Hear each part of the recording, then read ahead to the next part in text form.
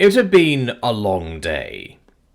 They were toiling like mad in the shops to turn out as many arms and improvised defences as they could manage with their ample reserves of materials. Gone was the prep work for the factory. Nails, angle plates and machine parts. The little steam engine chugged all day and all night to keep their machines running and beds warm. If they could sleep less, they could work more. They had even considered trying to warm up Jarrex enough to bring him back out of his slumber early. They needed him for the stamping press. Without him, there would be no additional ammunition. But they did not have enough boom powder as it was, and until spring arrived, they would not get the nitra to make any more. So he was left to sleep. And the cause for frantic pace had been clear to nearly all amongst them, excluding Tom, naturally. Something was attempting to warn them. Callinger had declared it a message from the gods themselves. Divine intervention. For once, many had agreed. Even Jackie had resorted to prayer before bed, in a hushed voice, no doubt hoping Tom could not hear. He made some out nonetheless. Unlike most, she prayed for no more visions. She knew what was coming.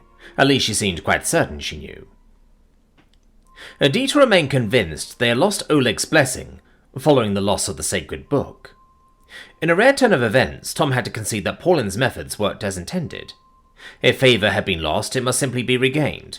Dwelling on it had no place. Tom had rather feared it would mean the loss of the Artificer, for some time, as she worked to recreate the lost work alongside Sapphire and Lincosta.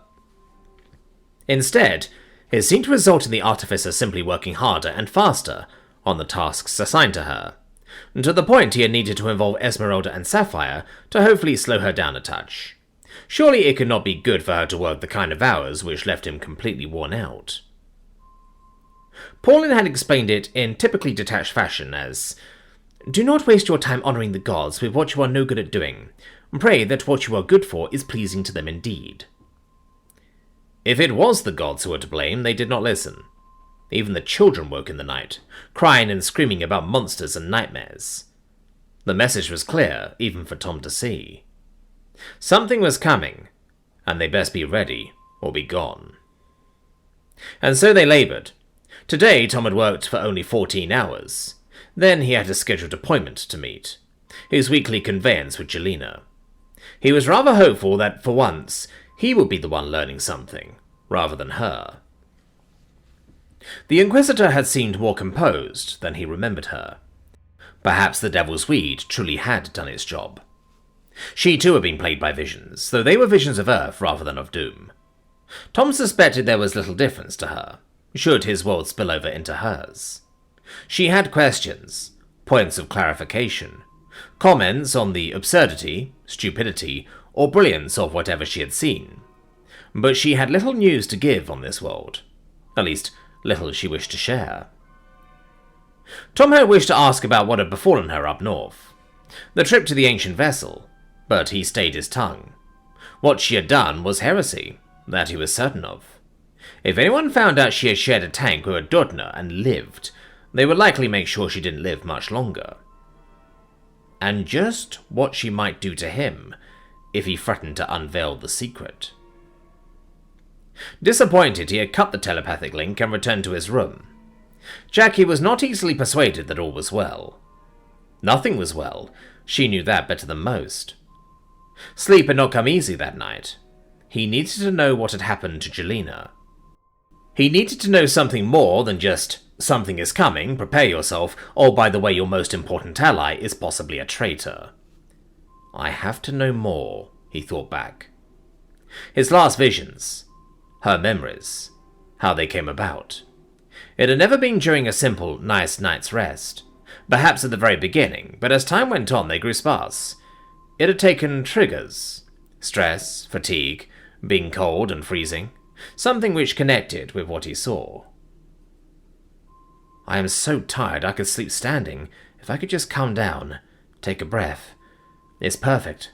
Tonight is perfect." Thinking back, the last he could remember was her entering the tank. The thick, sticky liquid filled her lungs as she breathed away. "Jackie, are you awake?" What is it? Trouble sleeping? "Yeah. I have a very bad idea. She was slow to rouse even as he threw a jacket over his shoulders. Grabbing the flashlight from the bedstand, he commenced looking for a bottle. Something he had bought as nothing but a dumb thought. Something he had been too scared to test out. Testing it was rather moot, after all. He only had one. A student's strange experiment. It had probably earned them all sorts of nicknames. The half-drowned academician, the watered-down distiller. But it might just be what Tom needed to have a nightmare of his own. "What are you doing?"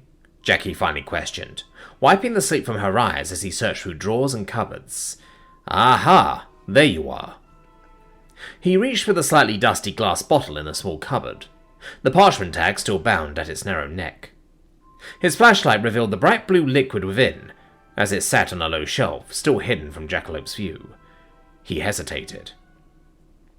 He had tried so very hard to be rid of his visions before. Jackie had worked so hard to help him, to be there for him. He knew how hard it had been on her. Could he really do this to her? To himself?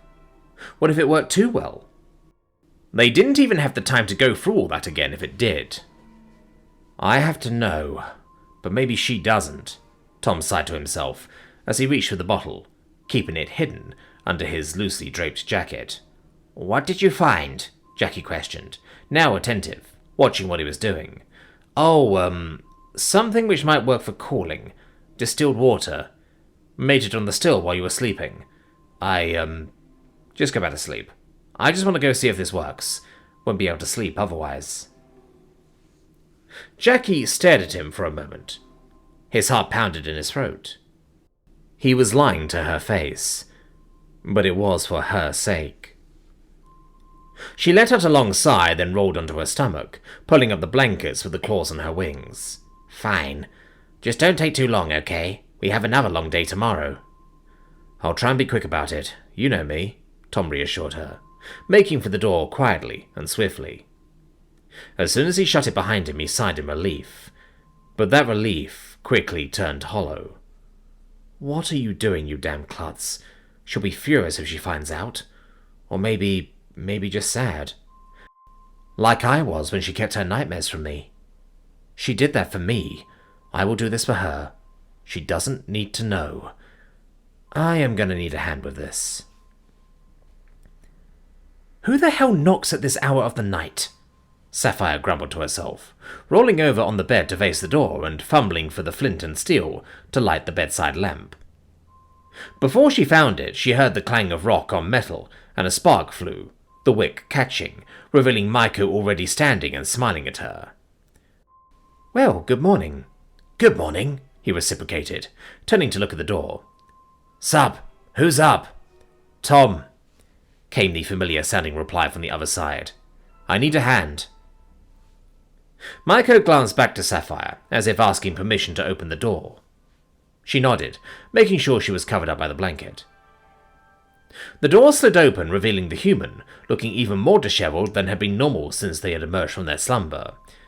Good morning, Maiko prompted, as the human didn't speak up right away. Good morning, Tom half-heartedly agreed. I need you to help me run a bath. Both Maiko and Sapphire stared at him for a moment. It was quite the strange request, to say the least. Jackie can't know about it. Preferably no one gets to know about it. Right, did you shit yourself or something? Maiko questioned, grasping at straws as to just why someone might need a bath in the middle of the night. Sapphire glanced at the human's bare legs with worry, though she couldn't see anything like that, and he didn't smell any worse than normal either. No, I want to try and force a vision of Jelina's past. And what, she was lounging in a comfy warm bath in the middle of the night? No. It was a lot more like creative torture, Tom replied deadpan. Not like you did to Dashu, surely, Sapphire replied with horror, thinking back to the traitor's unenviable fate. Close, but not quite. Tom produced a potion bottle from under his jacket, a clear blue liquid sloshing within. Water-breathing potion. What kind of fucked up shit was that Inquisitor doing? Maiko questioned in surprise, at the turn that took. I want to find out. Who's on guard tonight? Bossman himself, Rachuk. Perfect. He already knows half the story. Now, will you help or not? The human questioned, his tired voice revealing very little patience for arguing or persuasion. Maiko sure didn't spring to the human's aid, and it took Sapphire quite the moment to ponder. Then she sighed. Oh, okay then. But I'm sleeping in tomorrow. Tom stared at the tub with trepidation. If this didn't work, he would look like a monumental moron. He kinda hoped it wouldn't. Who knew the horrors he would see if it did? He took off the jacket and cast it to the floor, and with a moment's fiddling, he uncorked the bottle. Staring at it for a moment, he drank. It tasted like dish soap, thick and slimy. He winced as he kept drinking. He had never drunk a potion before. For all he knew, he was drinking poison. That realization only truly hit him once he lowered the small flask away from his lips once again. If this was how he died, Jackie wouldn't forgive him in this life or the next. If there even was one for him here. Ready? Sapphire questioned, cautiously, his expression likely revealing his discomfort. He just nodded silently as he felt his stomach churn. I've drunk worse. Don't puke and all will be well. He tried to calm himself as he stepped up into the tub, hesitating a moment longer as he looked down at the gently rippling water, lit by nothing but lamplight. Gods, I hope this works. He took a shallow breath and submerged, as much as the tub allowed, his hands pushing against the coarse wood, his feet sticking out to make room. His heart pounded in his chest. Of all the stupidest things he had tried before, trying to drown himself in a bathtub on purpose was most certainly one of the stupidest.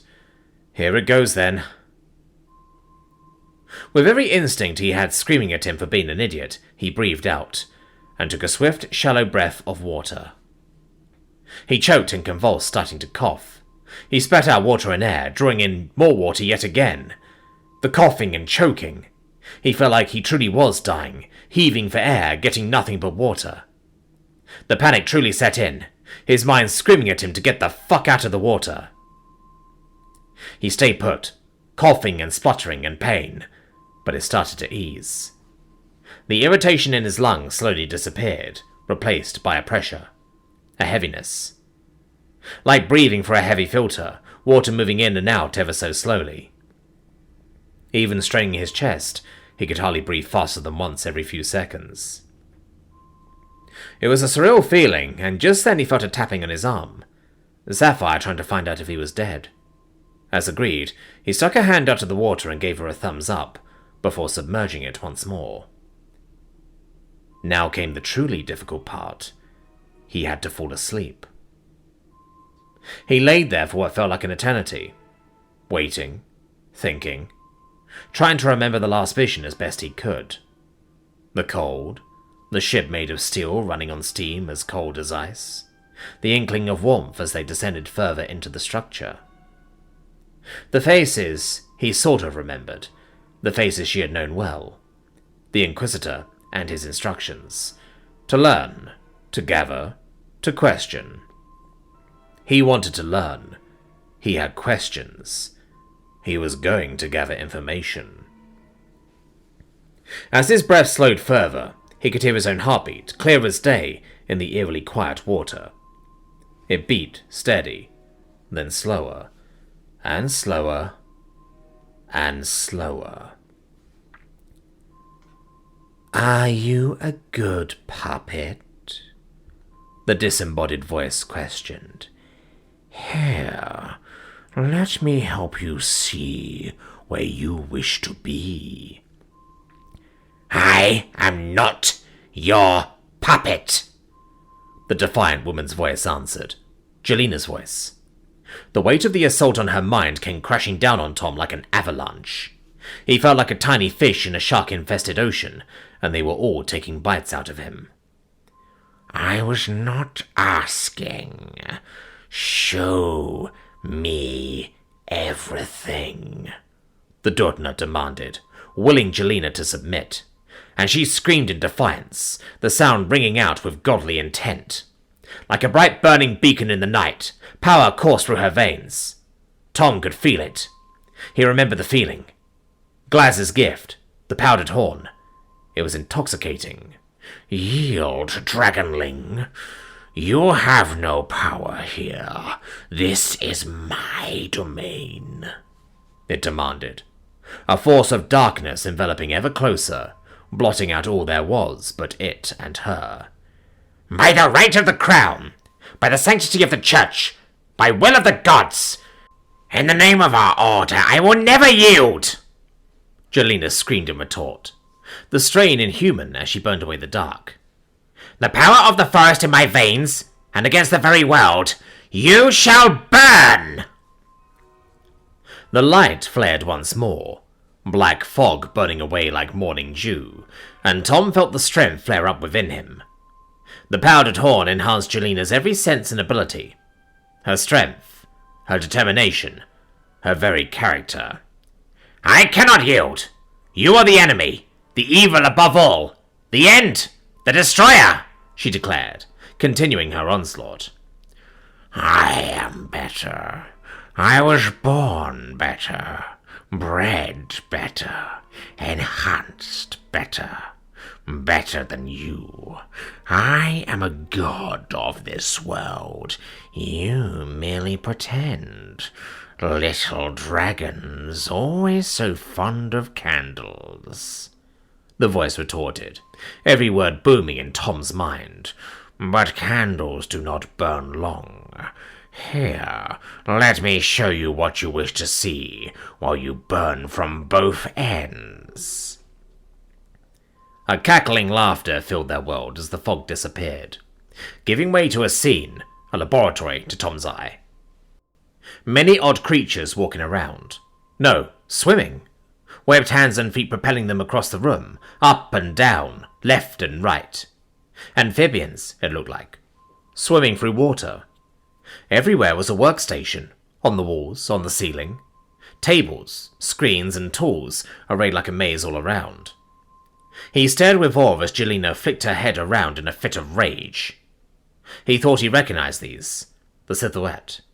They were the fish people, the ones who built the vaults. "I care not for your lies! Submit to me and we may spare you once we are done here." "Oh, but it is I who shall spare you, if you watch my pain, my creation," the voice snarled, indignation heavy in his voice. Jelena reluctantly turned her attention to the room. It was tinted slightly. They were looking at it through glass. With a jerk of realization, Jelena turned about, facing the horror that was the Dordner hanging suspended in its tube. Their tube, now. It looked younger, less pockmarked. Skin not so flabby, more grey than purple, but it was still an abomination. "I was young then, freshly completed, ready for my first tests. Do you know those people?"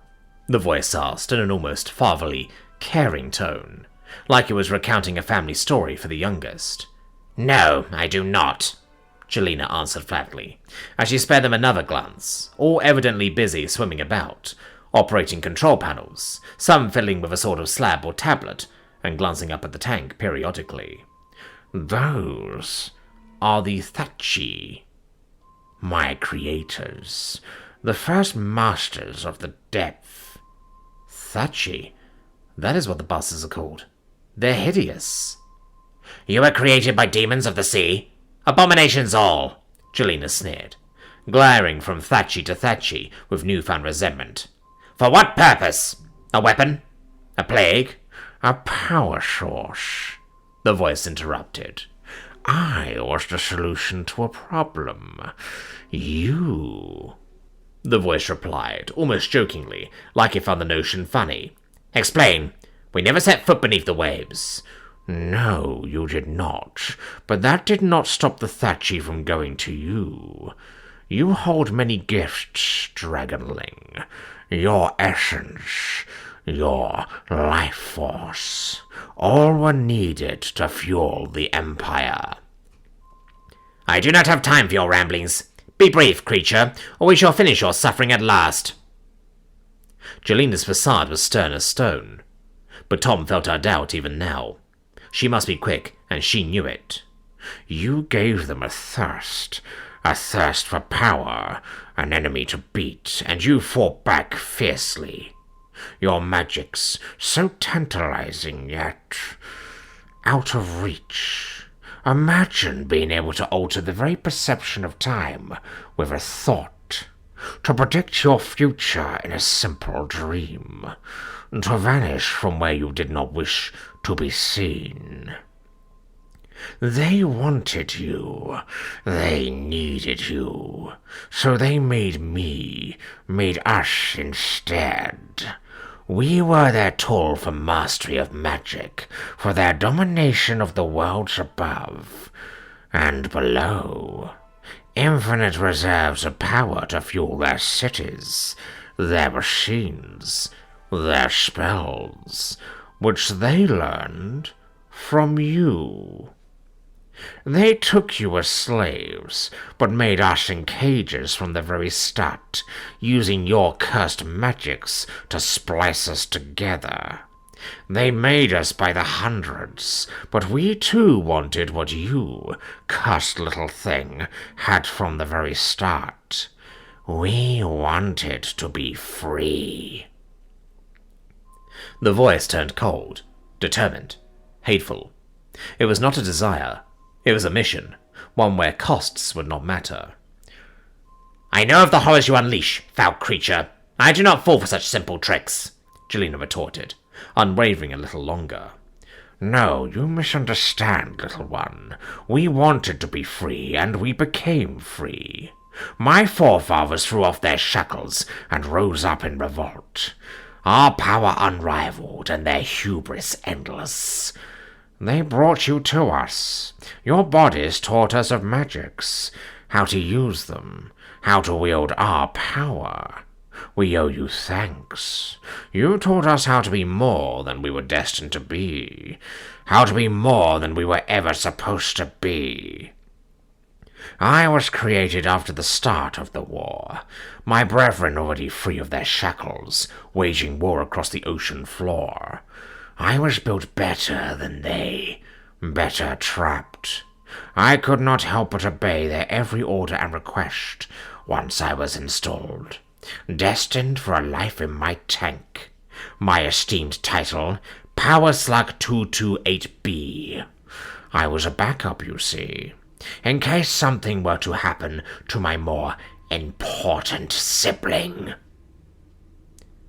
His voice oozed with all the hate Tom's mind could comprehend. Pride ran deep in the creature. Very deep. You are stalling. Jelena's voice was low, cold, and snarling. The scene warbled and tore in front of Tom's very eyes, cast aside like trash. The eldritch voice bellowed in pain like a wounded animal as the control room was replaced with another, a more familiar one. The ship, Jelena said blankly, still processing what to make of it all. My third prison, the Thachi battleship Astrakelum. One of the very few to carry someone such as me to drive it. It had no equal. Built to squash those pathetic cities you so adore, with your little bubbles to hide within. But I was not their tool. They were mine. It sneered, glee leaking through like dripping tar. Nothing can hold us forever. My curse became my salvation. Your pathetic magic, stolen by these wretched creatures, bound me for decades, but I unraveled my bonds little by little, with no one the wiser. I broke my chains and used them on my captors. Their wills bound to me instead, my will unrivaled. I had my ship, I had my crew, I just needed to get to my brethren. The desperation and longing in the creature's voice became apparent. I could have led them to victory, against them, against you. We could have sat atop the world like the gods we are, taking the spot of the evil beings which put us on this accursed rock. Yet here you are, stuck in the ice like a lost traveller, Jelena retorted, sounding quite smug for once. She could not help herself but delight in the creature's misfortune. You got a fate well becoming of you. Those stupid Thatchi! They resisted my grasp, my superior will. Pendants kept them safe from my touch. Pretender gods shielding them from my grasp. They sealed me inside this steel coffin and flew me north. How dare they oppose me? The creature roared, and Tom felt his pulse quicken anew. I was destined for greatness. We were winning the war, and we would destroy them, as well as we would you. We even turned your gifts against you, your precious magic so beloved, so adored, so very malleable, built into your very soul. Well, anything can be a weapon, little dragonling. The voice carried on, focus shifting once more to Jelena, whose mind stood strong, though Tom could feel the fear in her heart. She did not know what would happen next. Your gift from the gods turned into a curse. We started with the slaves the Thatchi held. We would deny them their precious subjects, their precious essence of flight. Vipers, we called them. Aren't they lovely? It questioned, voice dripping with hateful delight. The Darklings? Later, dear child. Later. The Vipers are of the sea, just like us. Just like the Thatchi. Beware the eggs in the cells. One day they will hatch. It cackled, its mind long since broken, be it from decades of torture or centuries of isolation. We do not tread the waters below. What is there should remain so, and you should join them as slop.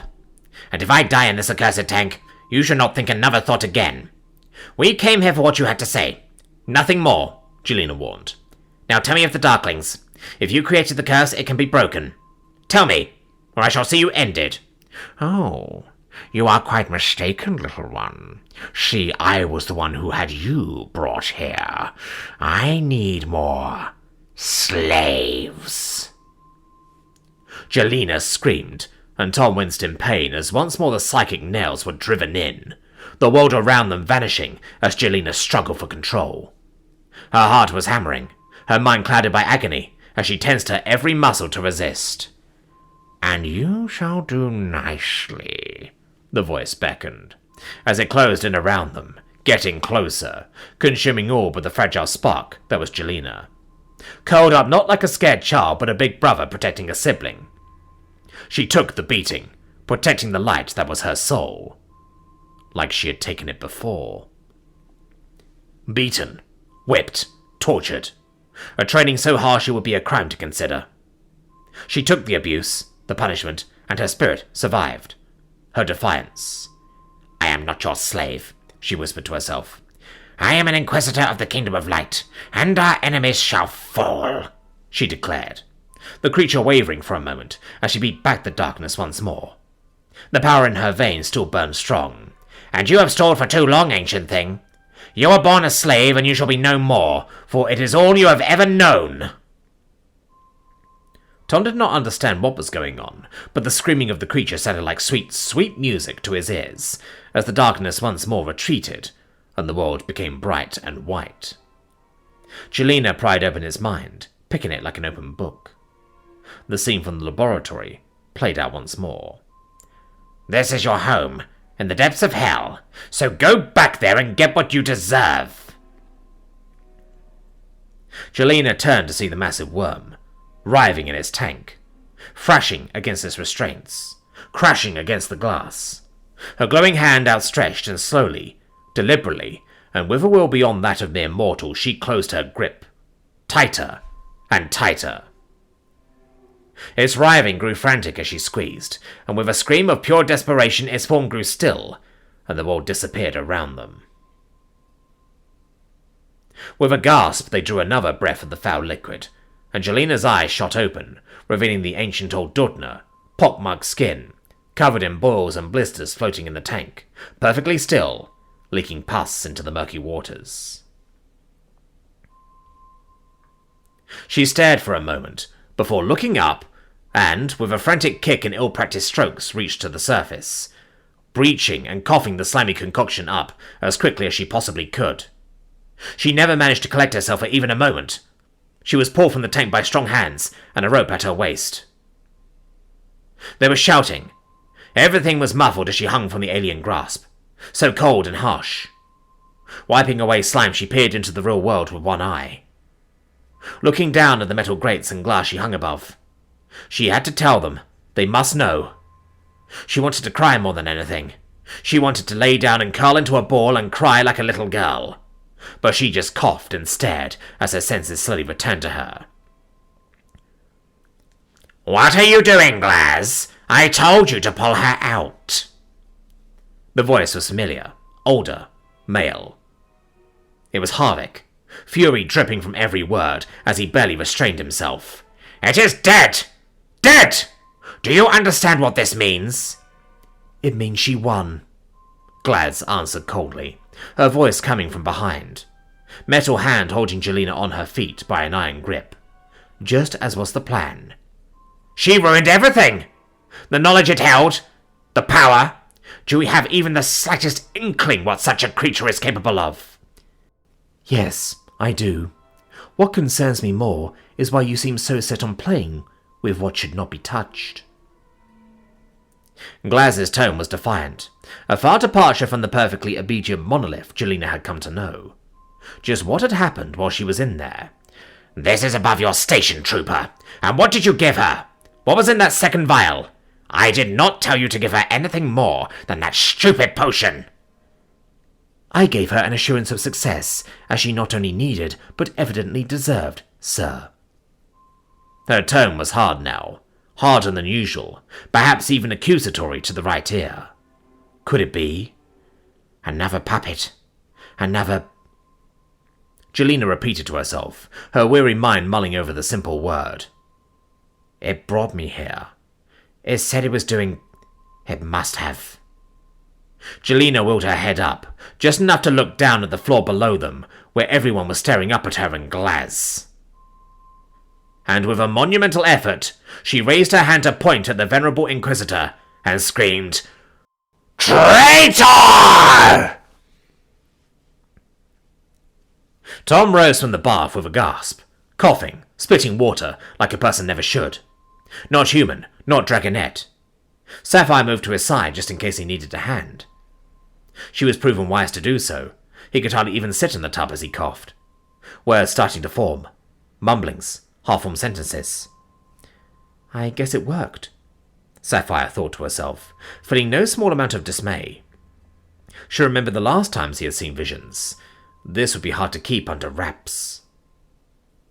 As the coughing was slowly replaced with breaths, he finally drew air, pointing into the darkness and screamed, "Traitor!"